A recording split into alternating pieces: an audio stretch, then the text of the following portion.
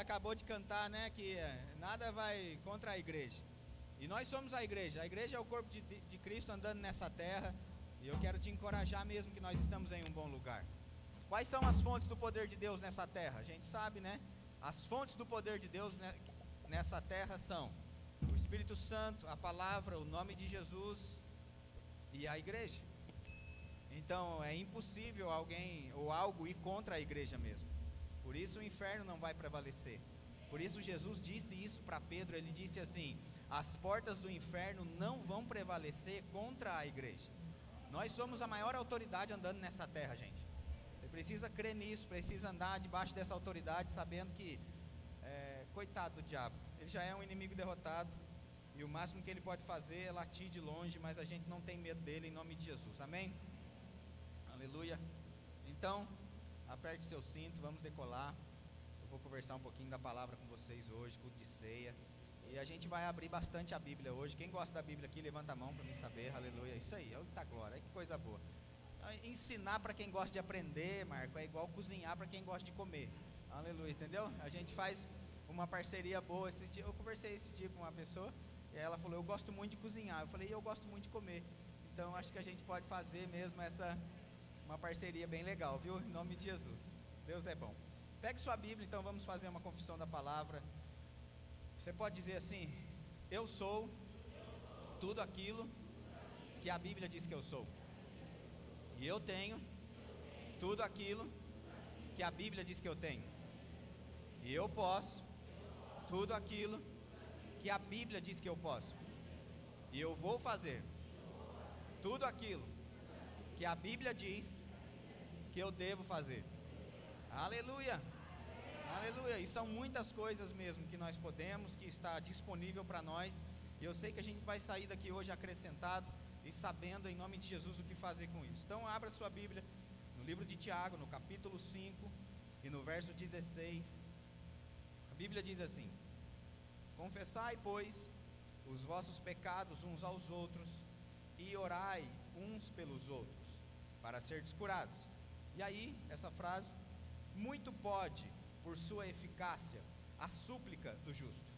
Então aqui nós vemos que a súplica, essa palavra súplica é oração.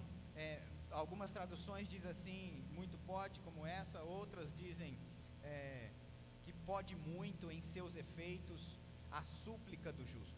E nós sabemos, claro, sobre oração. A Aline ministrou aqui na quinta-feira, falou dos tipos de oração, falou sobre oração. E a gente sabe o poder envolvido na oração. Uma das coisas que a oração é uma autorização. Eu gosto dessa definição, que a oração é uma autorização para que o céu venha agir na terra.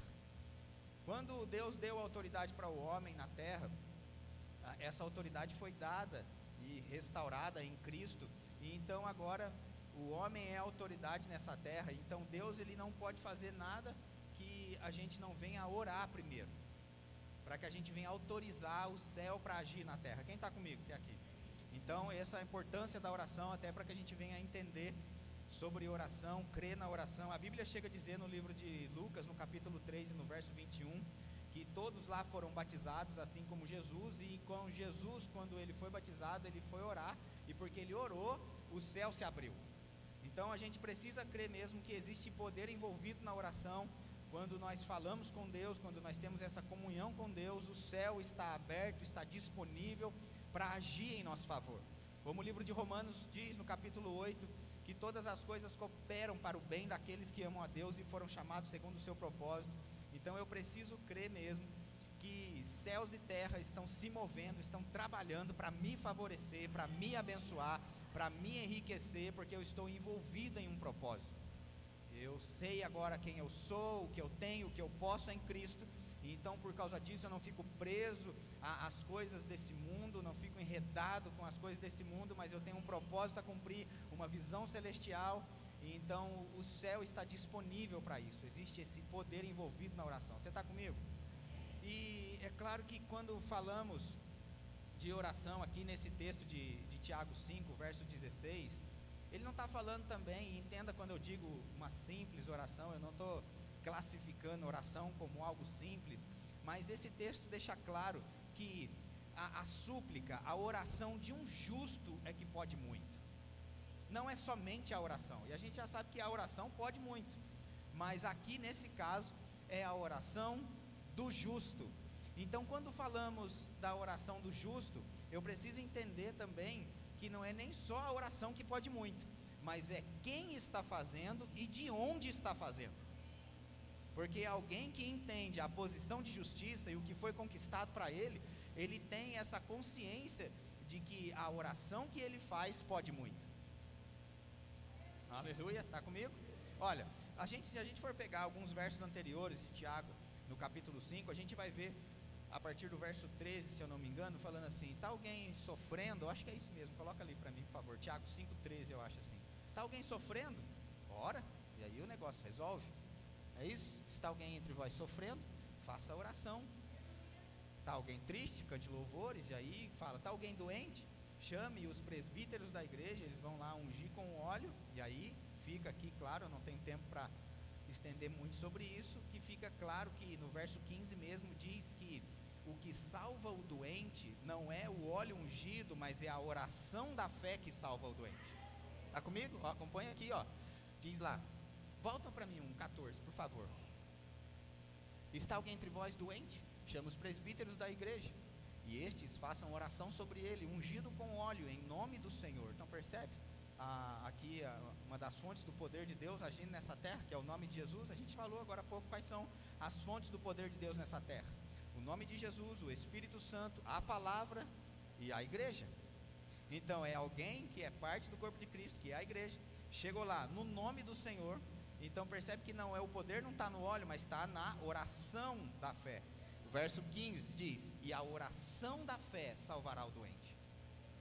Então, e aí depois no verso 16 ele chega a dizer assim: muito pode, por sua eficácia, a súplica do justo. É lógico que se a pessoa tem a consciência de justiça, é esse que vai fazer a oração da fé. A oração da dúvida não salva ninguém. Eu gosto do silêncio, quer dizer, né? Que é a oração da, pastor, a oração da dúvida.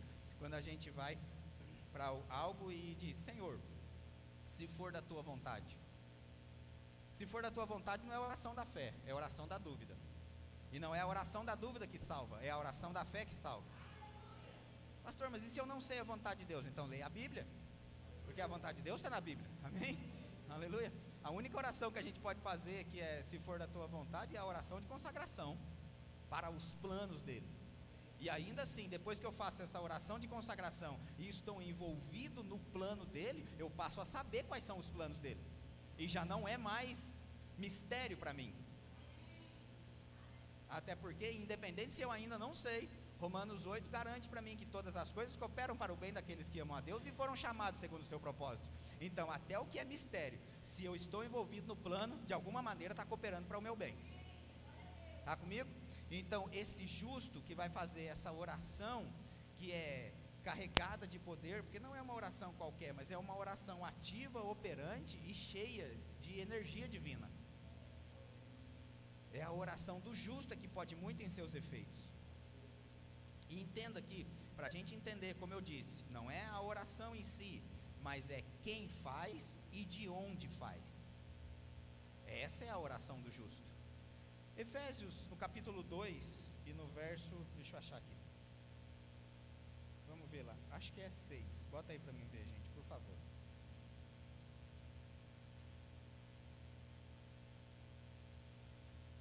Aleluia, quem está entendendo alguma coisa até? Pronto, é esse mesmo. Efésios, no capítulo 2 e no verso 6, diz assim: e juntamente com ele, nos ressuscitou e nos fez assentar nos lugares celestiais em Cristo Jesus. Então, alguém que tem essa consciência de justiça, do que foi conquistado para nós, eu preciso entender que hoje, a minha condição espiritual, a minha posição espiritual, não é como um verminho de Jacó, sofrendo, mas eu estou assentado com Cristo nos lugares celestiais. Amém? Eu sei que hoje você, não, mas pastor, eu estou sentado aqui na igreja, eu vim para o culto, está tudo certo. Esse é o reino natural, mas no reino espiritual, a sua posição é assentado com Cristo. Está comigo? E eu posso te levar para vários textos da palavra, levando lá para o Velho Testamento, que é a sombra do Novo. O livro de Hebreus diz isso, quando Moisés estava no monte, e aí a mão dele abaixava, Josué perdia no vale. Isso remete justamente hoje o que a gente está vivendo. Se eu não tenho consciência da posição que eu estou em Cristo, adorando ao Senhor, entendendo essa condição, eu vou perder no vale. Mas todas as vezes que eu tenho consciência de onde eu estou em Cristo, segundo Efésios no capítulo 2, no verso 6, eu vou render graças ao Senhor, eu vou prevalecer no vale. Então percebe que a minha oração, ela não parte do problema. O problema é que às vezes as pessoas vão para um período de oração e a oração dela parte daqui, do problema, quando na verdade não é do problema que parte a minha oração. A minha oração parte da minha consciência de justiça e de onde eu estou. Você consegue entender que quando eu vou orar, eu tenho essa consciência de o meu lugar no reino do Espírito, eu estou olhando o problema de cima para baixo, não de baixo para cima? Quem está entendendo até aqui? Abra comigo no capítulo 16 de Atos, só para a gente ter uma ideia. A gente sabe no capítulo 16 de Atos, que no verso 25 diz lá, né? E por volta da meia-noite, Paulo e Silas oravam e cantavam louvores a Deus, e os demais companheiros de prisão escutavam. De repente, sobreveio tamanho terremoto que sacudiu os alicerces da prisão. E está tudo bem, é assim mesmo. Algo vai acontecer de repente, aleluia. O negócio estava feio, o negócio estava ruim, mas de repente, os alicerces que prendiam, as cadeias que estavam amarradas, começam a se soltar, porque alguém decidiu orar, porque alguém decidiu cantar louvores ao Senhor. E em meio ao problema, ele não falou do problema, mas ele falou do lugar onde ele estava. Agora, eu preciso entender nesse texto que algo aconteceu ali, mesmo que de repente, mas não foi o problema, a prisão em que eles estavam, que foi a motivação do início daquela oração, e uma oração de adoração, porque eles cantavam louvores. Eu não tenho tempo para aprofundar muito nisso, nessa oração de adoração, mas você vai aprender isso no Rema, em nome de Jesus, na aula lá de oração que prevalece. Mas o que deixa claro para a gente que o que motivou eles a orar não foi o problema, é o verso 16 de Atos 16, que diz assim: aconteceu o quê? Indo nós para o lugar de oração. Fala assim comigo, lugar de oração. E aí a gente sabe da história, o que aconteceu? Foi ali, naquele caminho em direção ao lugar de oração, que eles expulsaram o demônio de uma menina. Os caras ganhavam dinheiro com aquilo, e aí bateram neles, prenderam eles e os levaram para a prisão. Então, enquanto eles estavam presos, eles decidiram orar, mas o que motivou eles a orar não foi a prisão e a cadeia em que eles estavam, porque eles já estavam indo para o lugar de oração. O que mudou foi só o lugar. Quem está entendendo? O problema é que quando a gente parte para uma oração, e essa oração não é motivada por fé ou comunhão, mas é uma oração de desespero. Só me tira desse problema, Senhor. E essa oração de desespero está partindo dali, não de uma consciência de justiça, mas de uma consciência de problema. Quem está comigo? Por isso que a oração do justo é que pode muito, porque o justo sabe onde ele está. O justo sabe que ele não está lá no problema. O justo sabe que Cristo conquistou para ele um lugar, uma posição altamente elevada, que é a direita de Deus nos lugares celestiais. Então, independente do que ele está vivendo ali, para o lado de fora, ele tem paz por dentro. Aleluia, está comigo? Posso continuar? Aleluia. Então, hoje é culto de ceia, e a gente precisa entender mesmo sobre essa consciência de justiça, porque senão a gente vem para um lugar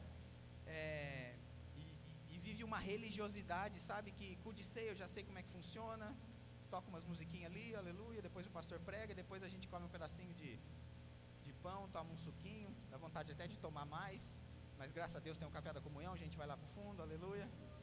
Né? Mas eu quero te tirar dessa condição de religiosidade e entender o que a gente veio fazer de fato. O livro de Hebreus, no capítulo 10, no verso 19, diz assim: tendo, pois, irmãos, intrepidez para entrar no Santo dos Santos, pelo sangue de Jesus. O sangue é a chave. É o sangue que conquistou para nós essa posição altamente elevada. Gente, não existe ninguém, entenda isso, pelo amor de Deus, não existe ninguém melhor posicionado nessa terra para prosperar e se dar bem na vida do que a igreja. Porque é só a igreja que está assentado nos lugares celestiais juntamente com Cristo. Efésios no capítulo 1 e no verso 3 chega a dizer assim: bendito Deus e Pai de nosso Senhor Jesus Cristo, que já nos abençoou com toda a sorte de bênçãos. Toda sorte, todo tipo de bênçãos. Percebe como diz, o tempo verbal dessa frase. Ele já nos abençoou, não é que vai nos abençoar. Não, pastor, eu creio que um dia eu vou ser abençoado. Não, você não vai ser abençoado, você já é abençoado. Se você nasceu de novo, você foi recriado no seu espírito, o Espírito Santo passou a morar dentro de nós. Agora a gente já está ali, assentado com Cristo nos lugares celestiais. E eu já sou abençoado com toda a sorte de bênçãos. E agora o que eu faço? Eu acesso isso pela fé. Não parece muito que eu não preciso me sentir abençoado. Pastor, eu não estou me sentindo, olha só, eu não estou arrepiado. Porque não tem a ver com arrepio. Está comigo? Porque não tem a ver com o corpo. Quem estava aqui domingo passado? Levanta a mão só para me saber. Você percebe que no reino do Espírito eu não vou acessar as coisas espirituais pelo material, eu não vou acessar pelo corpo, mas eu vou acessar pelo Espírito. A Bíblia chega a dizer assim, perdão, onde estiver 2 ou mais pessoas reunidas em meu nome, ali ele vai se fazer presente. Pastor, eu não senti Deus ainda hoje. Não tem problema, porque a Bíblia não diz aonde estiver 2 ou mais arrepiados eu vou me fazer presente. Não tem nada a ver com arrepio agora. Eu não estou dizendo que você não possa se haver uma manifestação no seu corpo. Deve até mesmo fazer algo no seu corpo físico. A alegria tem que fazer você pular, dançar, correr. Alguma manifestação tem que ter. Mas o que eu estou dizendo, não se prenda a isso. A achar que Deus só está presente porque eu me senti arrepiado. O arrepio pode vir por causa do ar. E eu creio mesmo que no verão a gente vai usar blusa aqui dentro, em nome de Jesus. Nós oramos um dia por isso, né? Cansei de suar aqui dentro. Não, esse lugar é um lugar de refrigério, em nome de Jesus, amém? 2 Coríntios no capítulo 5, a gente vai ler bastante a Bíblia hoje, em nome de Jesus. 2 Coríntios no capítulo 5, verso 21, diz assim: aquele que não conheceu o pecado, ele o fez pecado por nós, para que nele, em Cristo, fôssemos feitos justiça de Deus. Quantos creem que quando Deus começa algo, Ele termina? Aí a Bíblia diz, aquele que começou a boa obra é fiel para completar. Então quando a Bíblia diz que nele nós fomos feitos justiça de Deus, é porque essa obra foi completa, nós fomos feitos justiça de Deus. Eu não sou meio justiça, eu não estou quase justiça, eu sou justiça inteira, amém? Foi feita de forma plena. Agora, Romanos no capítulo 1 e no verso 17 diz assim, ó: visto que a justiça de Deus se revela no Evangelho. Aleluia. Por isso eu disse que a gente vai ler bastante a Bíblia hoje, para que, mesmo que alguns não tenham consciência de justiça, mas essa justiça vai ser revelada hoje pela palavra. Porque a justiça de Deus se revela no Evangelho. Está comigo? E eu vou te provar isso pela Escritura. Então o que acontece? Quando Deus criou o homem lá em Gênesis, Ele tinha comunhão com o homem.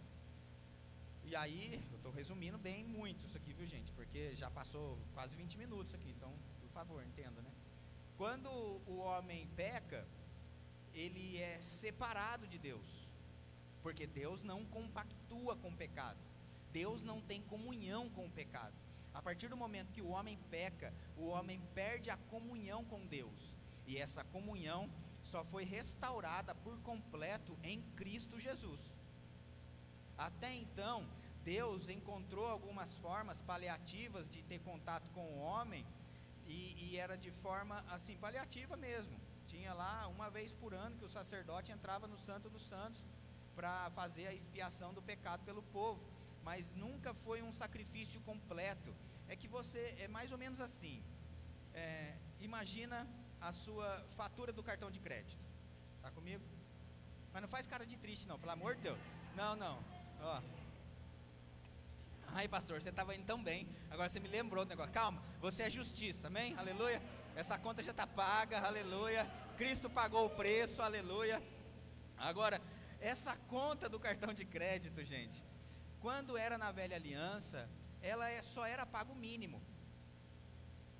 Era o sacerdote que entrava uma vez por ano ali, para fazer a expiação dos pecados, e ele pagava um mínimo, porque no ano que vem ele tinha que voltar lá de novo. Cristo veio e pagou a fatura completa. Cristo veio e disse, quanto é? Aleluia.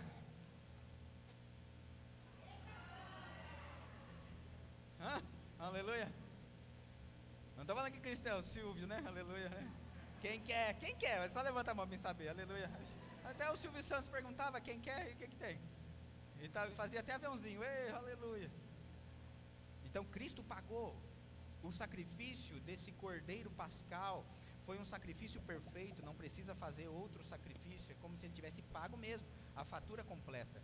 Então agora a comunhão com Deus foi restaurada. Em Cristo nós temos de novo comunhão com Deus. Agora pensa, se Deus, ele não compactua com o pecado, não tem comunhão com o pecado, e hoje como igreja nós temos comunhão com Deus, é lógico que nós fomos feitos justiça de Deus para tal. Percebe que quando Deus decidiu pagar o preço por nós, enviando o seu Filho Jesus Cristo, esse preço não foi avaliado por algo pelo quanto a gente valia. Foi Ele que determinou que Ele gostava daquilo, amava aquilo e pagou o preço, mesmo que seja alto. Porque o preço das coisas, gente, é determinado por quem gosta das coisas. Vou te dar um exemplo. Eu acho que eu até já falei isso outra vez. Eu não pagaria 50 mil reais num Fusca. Mas tem gente que paga até 80. Quem está comigo? Quem gosta de Fusca? Que levanta a mão, só para saber. Aleluia. Está vendo? Tem gente que gosta. Aleluia. Eu, por 80 conto, Marco, eu comprava outro carro. Não um Fusca. Mas quando o Fusca brilha aos olhos de quem gosta, então a pessoa paga o preço que for. Eu pagaria numa caminhonete, aleluia, mas não no Fusca. Então não fique olhando para você e pensando, mas eu acho que eu nem estou valendo tanto. Mas Deus olhou e eu gostei dessa mercadoria aí, aleluia. Eu vou pagar o preço que for, mesmo que a gente não estava valendo nada. Mas alguém pagou o preço, e foi um preço alto, foi preço de sangue, que Deus decidiu pagar. Então agora nos tornamos valiosos por quem pagou o preço, e não pelo tanto que a gente valia exatamente. Agora entenda, olha, Isaías no capítulo 59, a Bíblia diz, no verso 2, diz assim, mas as vossas iniquidades fazem separação entre vós e o vosso Deus, e os vossos pecados encobrem o rosto de vós, para que não vos ouça. Entende? Deus não compactua com o pecado. O pecado faz separação do homem com Deus. E entenda que a gente leu o verso 2, porque se a gente for ver o verso 1 de Isaías 59, a gente vai ver que há uma disponibilidade de Deus para alcançar o homem. O verso 1 chega a dizer assim, os ouvidos de Deus não estão tapados, nem a sua mão encolhida que não possa alcançar. Então entende, havia sempre uma disponibilidade do céu para nos favorecer, mas era o pecado do homem que veio de Adão, uma herança de Adão, que separou o homem de Deus. Então Deus precisava de novo restaurar essa comunhão, que só foi restaurada em Cristo Jesus. Então se foi restaurada em Cristo Jesus, entenda, mesmo que você não se sinta santo, mas porque Deus pagou o preço de uma vez por todas, hoje você é santo. Um aleluia e duas balançadas de cabeça. Mas sabe por que a gente não se sente santo? Porque a gente ainda pensa em santidade, não porque pela obra de Cristo, mas pelo meu comportamento que eu tenho no dia a dia. E só de eu não pensar que eu sou santo pelo meu comportamento no dia a dia já me assusta. Porque alguém diz: você consegue passar um dia sem pecar? E você não? A gente é crente, a gente tem o Espírito Santo dentro. Crente não fala mentira, aleluia. Crente paga as contas em dia. Mesmo que não tenha para pagar, pelo menos ele dá uma satisfação. Olha que interessante. Porque isso é também, não, é quase que um pagamento. Quase que um pagamento. Dizer: olha, devo, não nego, pago quando puder. Crê comigo que vai chegar. Está comigo? Aleluia. Eu não, não vou passar na frente daquela venda ali porque eu estou devendo, vou cortar a volta. Aleluia. Veja, mas pastor, a Bíblia diz assim que a gente é pecador. Tá, vamos lá, eu vou mostrar para você o texto que a Bíblia diz que a gente é pecador. Está comigo? Abra comigo no livro de Romanos, no capítulo 3. Revelação da noite aqui, gente, ó. Essa carta de Romanos, entenda, era uma carta, e eu aconselho você a ler o livro de Romanos e o livro de Hebreus para a gente entender bem as coisas que serão ditas hoje aqui. Mas o que é interessante é que esse livro, essa carta, era uma carta. Quando ela foi escrita, ela não tinha capítulos e versículos, era uma carta inteira, assim. Foi colocado capítulos e versículos na Bíblia para que facilitasse a gente, quando fosse ler, encontrar os textos. Mas quando Paulo escreveu isso aqui, não foi Paulo, né? A gente acredita que seja, mas o escritor... Não, foi Paulo sim, perdão. Romanos foi, o Hebreus é que não, tá bom? Já voltei, aleluia, volta aqui. Não, a comissão doutrinária me pega, já tinha até gente olhando assim para mim: como que não? Aleluia. Falei: calma, tá certo. Já me corrigi, me perdoa, para, em nome de Jesus. Aí, mas eu vou pegar o pastor, ele pega nós também quando eu falo, então tá bom. Tá bom. Você me perdoa, amém? Aleluia. Então pronto, não tinha capítulos e versículos, aí foi escrito depois e tal.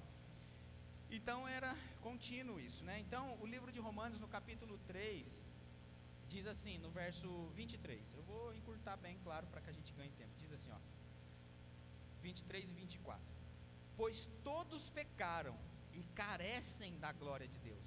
Sim, todos pecaram, todos herdaram esse pecado de Adão. Está comigo? Esse DNA pecaminoso veio da herança de Adão. Mas agora, quem nasce, por isso que a gente precisa, Jesus ele disse assim, que a pessoa precisa nascer de novo para entrar no reino de Deus. Porque quando a gente nasce nesse mundo, a gente herda a herança de Adão. Mas agora eu não sou mais herança, eu não tenho mais a herança de Adão, porque eu nasci de novo. Por isso que quando a gente aceita Cristo, a gente nasce de novo.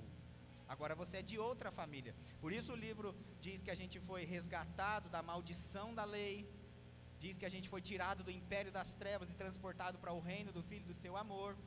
Então não é mais a herança de Adão que conta agora, mas como eu nasci de novo agora, eu tenho o DNA de Cristo. Está comigo? Então a herança que eu tenho hoje é a herança de Cristo e não a de Adão. Por isso eu sou justificado. Então, verso 23 diz: pois todos pecaram e carecem da glória de Deus, sendo, 24, sendo justificados gratuitamente por sua graça, mediante a redenção que há em Cristo Jesus. Sim, todos pecaram, mas também todos aqueles que nasceram de novo, agora são justificados em Cristo Jesus. Romanos no capítulo 5, e o verso 9 diz assim: logo, muito mais agora, fala assim comigo, agora. Está falando de agora mesmo, gente. Diz assim, ó: muito mais agora, sendo justificados pelo seu sangue, seremos salvos por ele, da ira. Verso 11: e não apenas isto, mas também nos gloriamos em Deus, por nosso Senhor Jesus Cristo, que por intermédio de quem recebemos agora a reconciliação. Quando a Bíblia diz assim, recebemos agora a reconciliação, não está dizendo que a gente vai receber a reconciliação quando morrer e chegar no céu, gente. Veja, verso 1 de Romanos 5, olha o que diz, 1 e 2: justificados, pois, mediante a fé, temos paz com Deus. A gente foi feito justiça gente viu isso no livro de 2 Coríntios 5:21. Nele nós fomos feitos justiça. Verso 1 de Romanos 5: justificados, pois, mediante ou por meio da fé. Lembra que a gente leu Romanos 1:17? Que diz lá, o que diz? Visto que a justiça de Deus se revela no Evangelho, de fé em fé, como está escrito, o justo viverá por fé. A gente que nasceu de novo, a gente vai precisar exercer fé para agradar a Deus, que é a única maneira de agradar a Deus. Hebreus 11:6 diz isso. Pastor, eu não tenho evidências naturais para crer nisso que o senhor está falando, mas eu não preciso de evidências naturais, eu preciso é da fé. Romanos 5:1, eu vou ler de novo. Justificados, pois, mediante a fé, ou por meio da fé. Para ser justificado em Deus, eu preciso crer nisso, no que a palavra de Deus diz a meu respeito. Quem está comigo aqui? Aleluia. Temos paz com Deus por meio de nosso Senhor Jesus Cristo, por intermédio de quem obtivemos igualmente acesso, pela fé, a esta graça na qual estamos firmes, e gloriamo-nos na esperança da glória de Deus.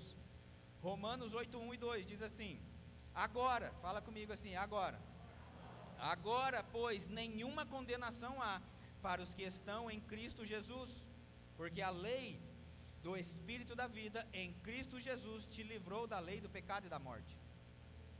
Chega de condenação, gente.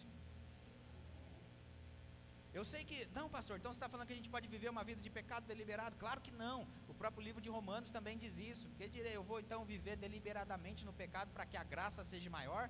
O livro de Romanos diz, de maneira nenhuma, não é isso. O que ele está dizendo aqui é que em Cristo Jesus a gente foi perdoado. E agora eu não sou mais um pecador, eu não sou mais um verminho de Jacó, mas eu sou filho de Deus e eu posso entrar na presença de Deus como se o pecado nunca tivesse existido. E na verdade a Bíblia diz que eu devo fazer isso mesmo com ousadia, intrepidez, e não com vergonha e com medo. Será que Deus vai me aceitar? Ele já te aceitou quando Cristo morreu na cruz. Então não é será se.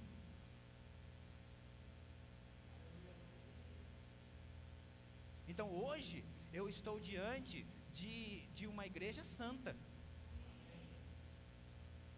Amém? Está comigo? Não, pastor, eu não sou santo. Claro que é. Seu pai é pai de santo.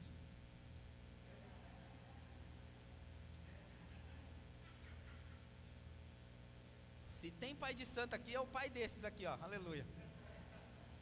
Rapaz, pastor, não sabia não. Pois é. Pois é. Não preciso fazer trabalho para ele não, pode ficar tranquilo. O trabalho que nós temos que fazer agora é oferecer o nosso corpo em nome de Jesus, como sacrifício vivo, santo e agradável. Está comigo? Veja, olha o que diz a Bíblia. Vamos lá, Bíblia de novo. João no capítulo 16 e no verso 8.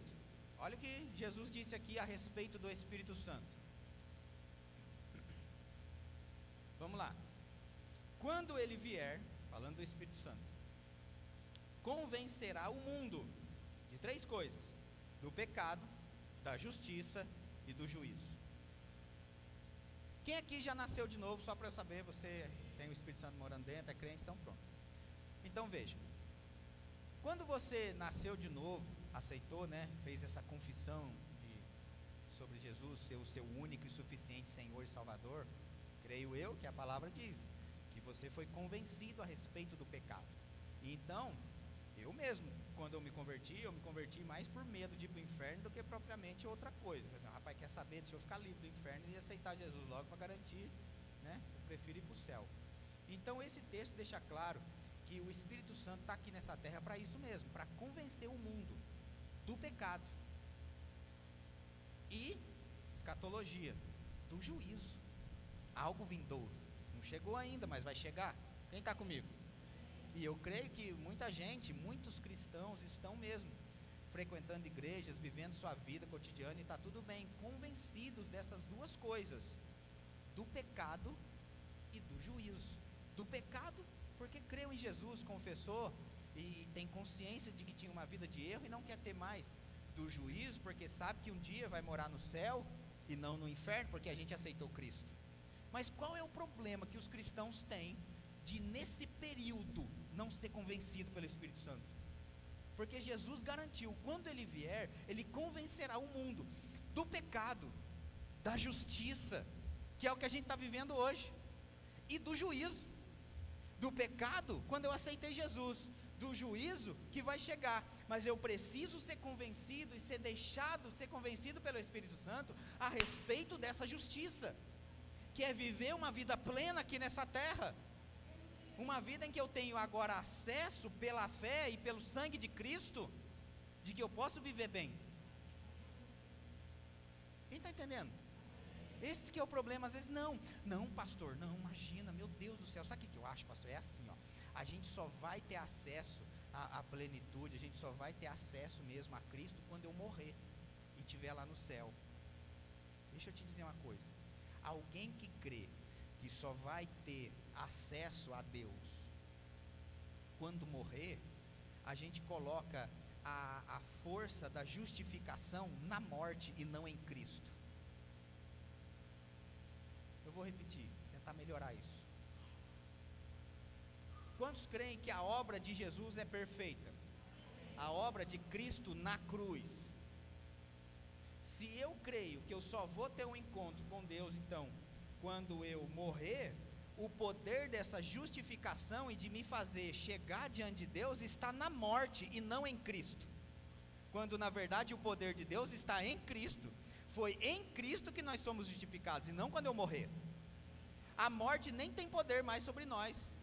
A Bíblia chega a dizer: ó morte, onde está a tua vitória? Onde está o teu aguilhão? O fato da gente ter nascido de novo, nunca mais, como se a gente já tivesse morrido, né? A gente nunca vai morrer. Não é que nunca mais a gente vai morrer, né? Eu não morri, né? Isso aí é a concorrência que crê assim, né? E por isso que eles fazem uma vida boa nessa terra. Não, a gente tem que ajudar os pobres, tem que fazer isso, tem que fazer obra social, porque eles creem, né? Que se eles não fizerem isso, eles vão voltar como um cachorro, como uma lagarta, como um, sei lá que bicho depois, né? Eles creem em várias vidas, mas a gente sabe que é uma só. Então, morte, onde que está a tua vitória? Onde que está o teu aguilhão? A gente que nasceu de novo, a gente nunca vai morrer. Pouco amém. Não, sabe por que nunca vai morrer? Porque você não é essa carne. Você é um espírito, e o seu espírito nasceu de novo. Então, se um dia a máquina parar, é a máquina que parou, mas o espírito volta. Então, o espírito que sou eu de fato nunca morre. Por isso que o crente não tem medo da morte. Eu sei que a separação física é difícil, porque a gente não está pronto para lidar com ela. Mas o bom de ser crente é isso, é que a gente sabe que a gente vai se encontrar lá. Porque eu não me pretendo de forma alguma me encontrar lá, né? Aleluia. Se quiser ir, fica à vontade, mas eu, né, aconselho que lá vai ser melhor. Para cima, aleluia, ó, subindo, força aí, aleluia. De jeito nenhum. Ixi, quero nem pensar. Sai, né? Aleluia. Aleluia. Quando eu tenho consciência de justiça, eu não tenho consciência de falta, mas eu tenho consciência de abundância. Quando eu tenho consciência de abundância, eu não vou nutrir em mim expectativa de falta. Aleluia, está comigo? Mais ou menos assim, ó. Digamos que alguém esqueceu a torneira aberta, seja de casa ou da igreja, alguma coisa aqui. A tendência é a gente pensar que vai secar a caixa d'água, a conta de água vai vir mais cara, né? Então você fica pensando, fecha logo essa torneira, menino, pelo amor de Deus, não gasta água e tal, né? Eu sei que essa semana que passou aqui, teve até falta de água alguns dias aqui em Moreira, não foi? Aleluia. Como é que você fez para tomar banho? Não sei, aleluia, não sei. Mas enfim, deixa aí, né, outro dia. Agora o que é interessante é o seguinte, pensa comigo. A gente sabe que se a gente deixar a torneira aberta, essa água vai acabar, porque talvez a consciência esteja focada em uma caixa d'água de 500 litros ou de 1000 litros, não sei qual é o tamanho da caixa d'água da sua casa. Agora, essa caixa, você consegue entender que ela é limitada. Imagina se existisse a possibilidade de a gente unir alguns canos e levar o cano da nossa torneira até Ubatuba e ligar lá no mar. Eu sei que não tem jeito, né, talvez, mas é só um exemplo, porque se a gente pudesse. Pela imensidão do mar, eu entendo que se a gente largar a torneira aberta, eu não vou ter problema de faltar água, porque o oceano é tão grande que mesmo que a torneira fique aberta, sempre haverá suprimento. Alguém que tem consciência de justiça, ele não vai nutrir a expectativa de falta, porque ele sabe que se ele foi feito justiça, ele tem comunhão com Deus de novo, então acabou essa expectativa de falta. Agora existe uma expectativa de abundância, uma expectativa de mais. Quem está comigo? Eu sei que, acho que eu estava conversando com o Marcelo esses dias, eu me lembrei de uma vez eu contei uma história que a gente foi lá na casa do pai da Maria, e aí a gente estava lá comendo alguma coisa, e o cachorro dele, que raça que era aquele cachorro mesmo? Border Collie, isso mesmo. E para mim era esquisito, porque sempre os cachorros que teve em casa, tudo que eu comia, eles tinham que comer também. Seja pipoca, carne, a coisa, salgadinho, enfim, qualquer coisa, tá bom? Qualquer coisa. Se eu estou comendo, aleluia, né? Vai sempre, até pegava já pensando nele, né? Por isso a abundância na vida deles, né? Assim, aleluia.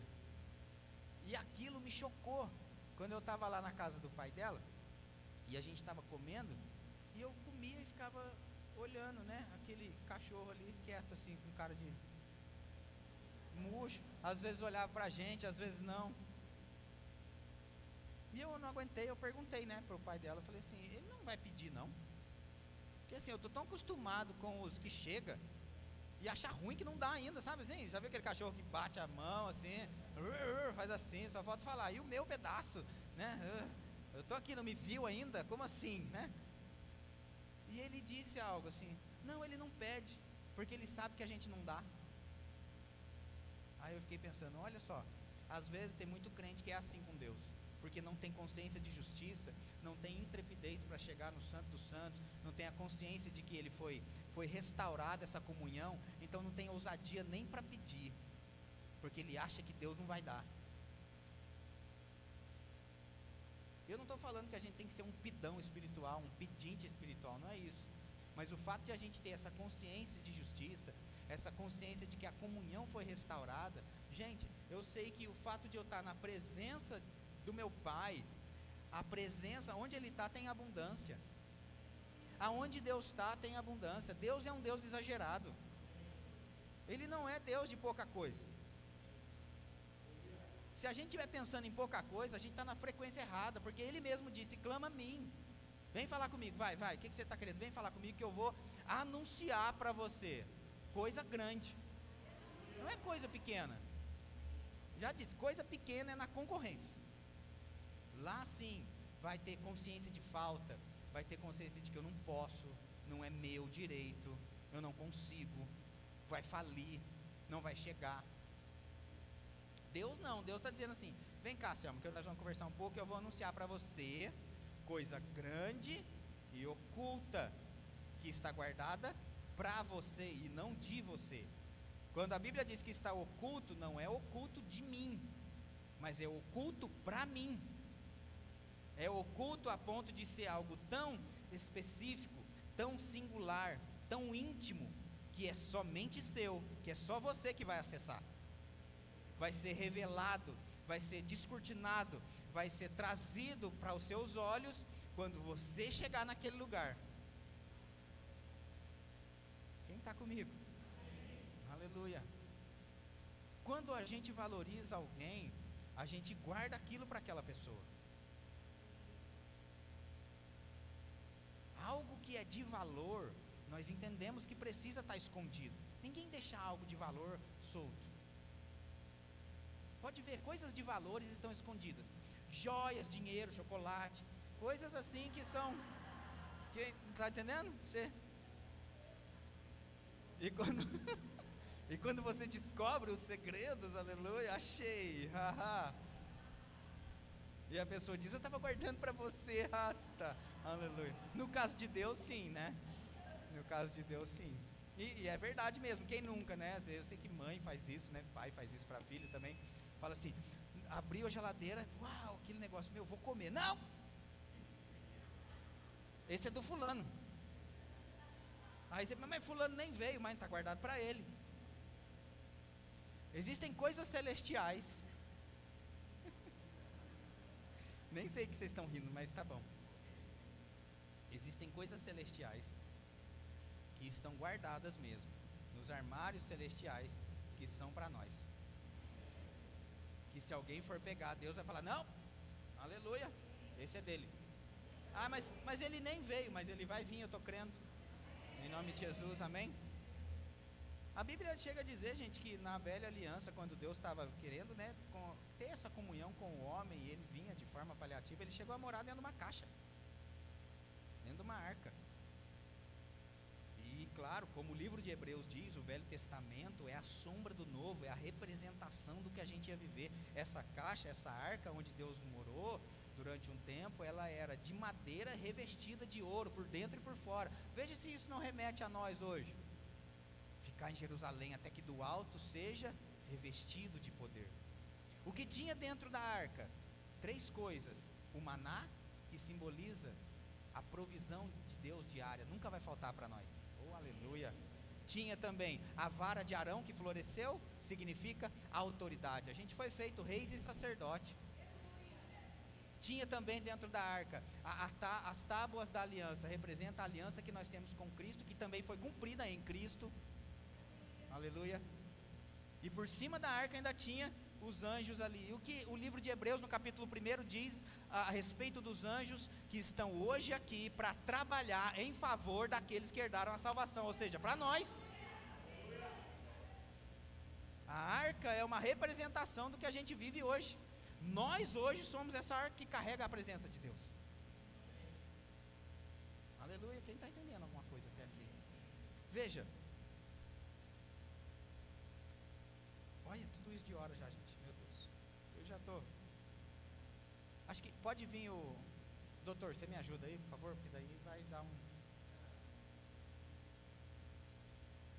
Vou precisar da sua ajuda mesmo, doutor. Aleluia. Para o que vai acontecer agora. Preciso que você creia que a música, ela carrega a unção. A música, ela carrega a unção para favorecer o que Deus tem para fazer. E a música ungida, tocada por um ungido, aleluia. Melhor ainda, né? Quando o ungido tocava, aleluia. Quando Davi tocava aquele... é harpa que chama? Vai, Davi. Quando ele tocava, ele nem cantava, mas só dele dedilhar aquele negócio, o demônio já saía do corpo de Saul. A música tem esse poder mesmo de carregar essa unção e essas coisas. Então, para o que a gente vai fazer agora, a música vai favorecer. E eu creio em nome de Jesus que exatamente agora, por causa dessa consciência de justiça, dessa consciência de herança sobre a nossa vida, se tinha alguém doente aqui, já começa a ser curado agora, em nome de Jesus, amém? Restauração física, doença não tem o direito de ficar no nosso corpo. 1 Pedro, no capítulo 2 e no verso 9 e 10, diz assim: vós, porém, sois, está afirmando isso, não está sugerindo, fala, vós, porém, sois raça eleita. Você acha que pecador, se a gente tivesse na condição de pecador, separado de Deus, alguém separado de Deus vai ser raça eleita? Não, mas eu não me candidatei a nada, mas Deus olhou e disse, rapaz, eu quero ele. Foi ele que foi com a sua cara. Nem que você mesmo não vá com a sua, Deus foi. Deus decidiu. Vós, porém, sois raça eleita, sacerdócio real. O livro de Apocalipse chega a dizer que nós fomos feitos reis e sacerdotes. O que antes, na velha aliança, o Espírito Santo vinha sobre somente algumas classes de pessoas, na antiga aliança o Espírito Santo vinha sobre somente reis, sacerdotes e profetas. Hoje, na nova aliança, o Espírito Santo não vem somente sobre, mas ele vem sobre e habita dentro. Então, o que antes era privilégio do sacerdote de uma vez por ano entrar no Santo dos Santos, hoje nós podemos ministrar nesse mesmo lugar, o Santo dos Santos, todos os dias e de onde a gente quiser. Por isso o livro de Apocalipse diz que nós fomos feitos reis e sacerdotes, reis para reinar em vida, como diz em Romanos 5, e sacerdotes para ministrar diante de Deus. Vós, porém, sois raça eleita, sacerdócio real, nação santa. Lembra, Deus não tem comunhão com o pecado, Ele não compactua com o pecado. Então quando Ele te fez santo, Ele fez para que, não porque a gente é bom, não é por aquilo que a gente faz, pelo tanto que a gente ora, pelas escalas que a gente não falta, ou pelos cultos que a gente vem, mas é pela graça. Foi Ele que decidiu nos fazer santo para que Ele pudesse ter comunhão com a gente de novo. Vós sois nação santa, povo de propriedade exclusiva de Deus, a fim de proclamardes as virtudes daquele que vos chamou das trevas para a sua maravilhosa luz. Vós sim, que antes não erais povo, mas agora, aleluia, está falando de agora, de hoje. Que dia que é hoje? Dia 14 de setembro de 2025. Não está falando de algo que vai vir, mas agora sois povo de Deus, que não tinhas alcançado misericórdia, mas agora alcançastes misericórdia. Eu gosto da versão viva desse texto, que chega a dizer assim: de nada para alguma coisa, aleluia. Aceitos, eu fui aceito, aleluia, fui aceito. As coisas então espirituais já não são mais tão mistério para a minha vida. 1 Coríntios no capítulo 2 e no verso 9 diz assim: mas como está escrito, veja, eu sei que esse texto às vezes é usado para a gente explicar coisas que a gente não sabe explicar, sabe? Quando alguém quer explicar alguma coisa que não sabe explicar, daí lança essa, aleluia, e pronto. Diz, mas como está escrito, nem olhos viram, nem ouvidos ouviram, nem jamais penetrou em coração humano o que Deus tem preparado para aqueles que o amam. Mas isso antes era oculto. Mas a grande revelação da noite é que o verso 10 vem depois do 9.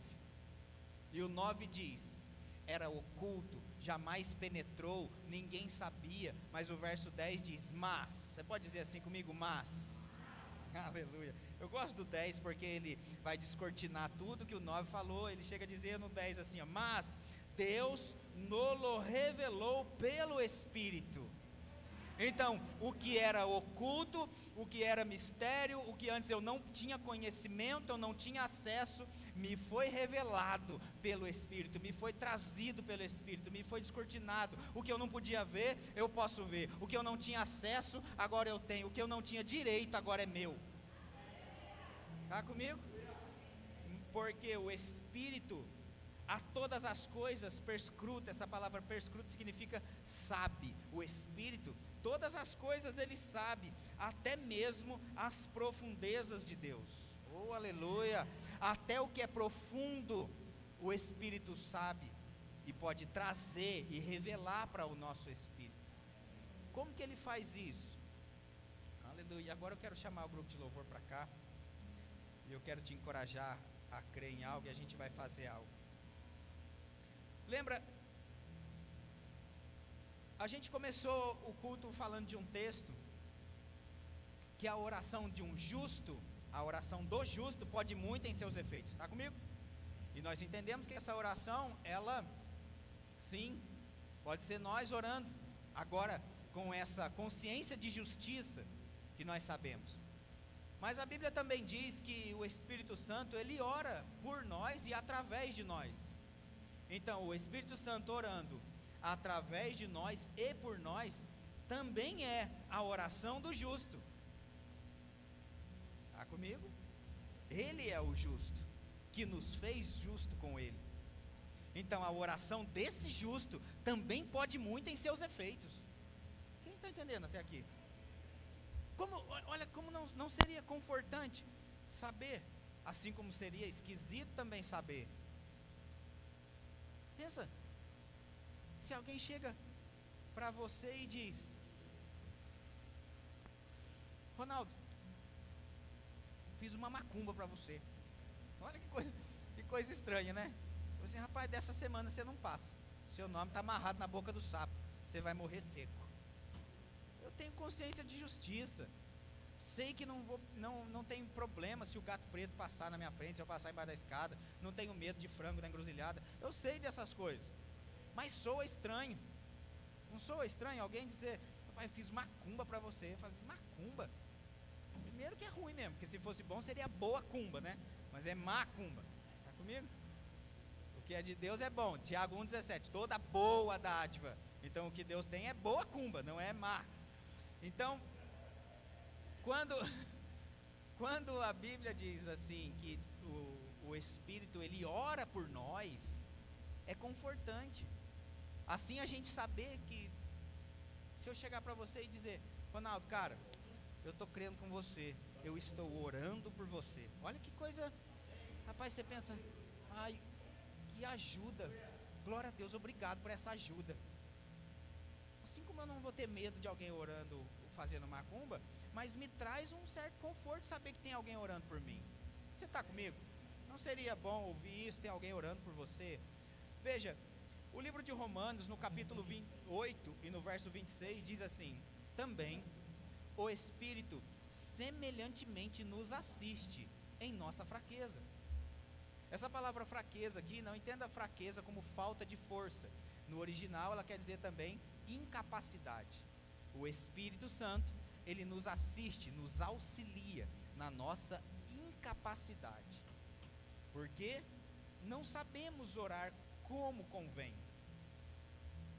Quando a Bíblia diz que a gente não sabe orar como convém, eu não estou falando que a gente não sabe os tipos de oração. A Aline citou quinta-feira aqui e classificou, né, os tipos de oração: oração da fé, oração de petição, oração de consagração. Então, pastor, poxa, então eu vou fazer o rema para quê se eu não sei orar? Não, quando aqui diz que eu não sei orar como convém, também diz: eu não sei pelo que orar, porque eu não sei a respeito das coisas do futuro. Participar da ceia, todo aquele que nasceu de novo, todo aquele que crê que Jesus é o seu único e suficiente Senhor e Salvador. Pastor, eu não sou daqui, eu posso tomar a ceia? Deixa eu te dizer algo, a ceia é do Senhor, ela não é do Verbo da Vida. Amém? A gente não é primo, a gente é irmão. Amém? Do mesmo Deus.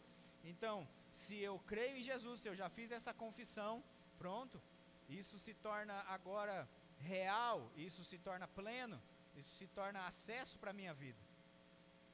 Todo aquele que nasceu de novo tem o direito de participar da ceia. Tem alguém aqui hoje que ainda não fez essa confissão? Você pode levantar as suas mãos, a gente vai orar por você e você vai nascer de novo e vai poder participar da ceia. Aleluia. Não, pastor, rapaz, eu não tinha pensado nisso não, eu acho que só vai ser quando eu me batizar, quando eu fizer discipulado, essas coisas. A Bíblia não diz isso não, gente. A Bíblia diz, a gente fica com o que a Bíblia diz. A Bíblia diz que se eu creio em Jesus, eu posso participar da ceia. Nesse momento, o que eu devo fazer? Me examinar a mim mesmo.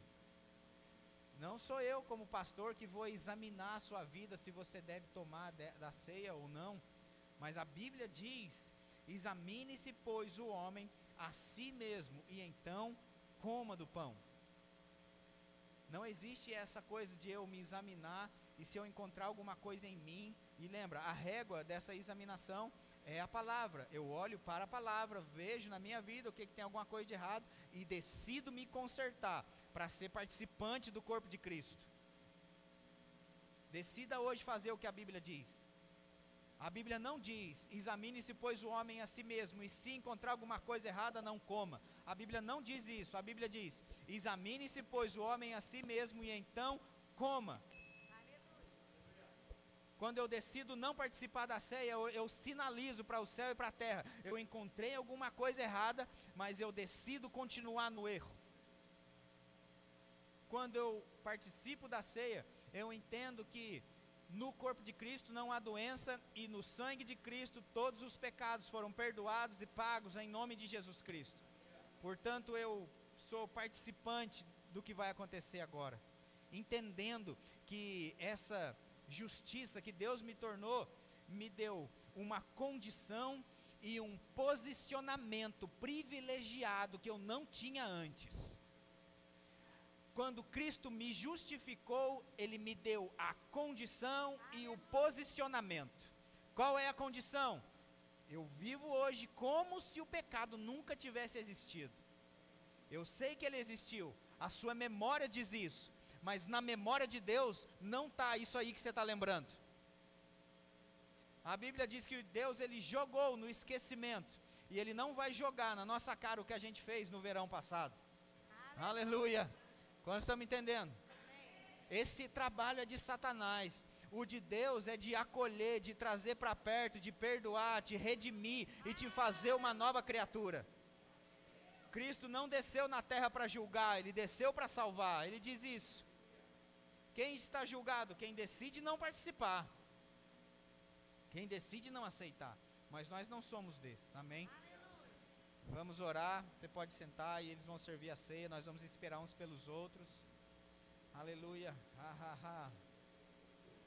Pai, obrigado. Em nome de Jesus nós entendemos, Pai, o que foi conquistado na cruz por nós. E nós nos disponibilizamos, Pai, nessa noite, fazendo um compromisso mesmo, Pai.